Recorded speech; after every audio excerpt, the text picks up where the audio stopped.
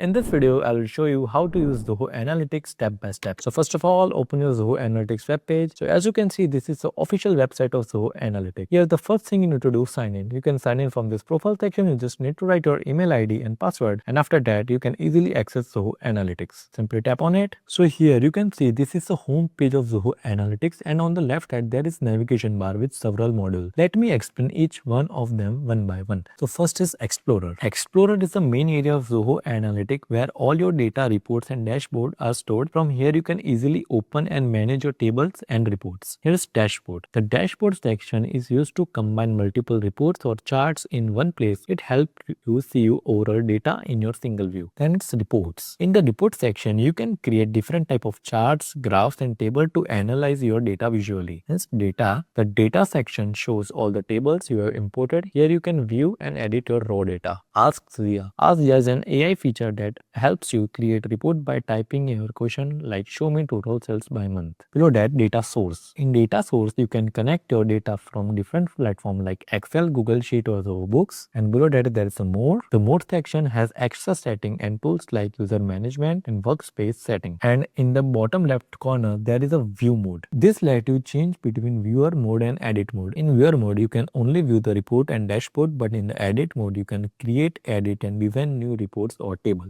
So that's how you can use Zoho Analytics to analyze your data and create report and dashboard. If you found this video helpful, make sure to like, share and subscribe for more tutorials.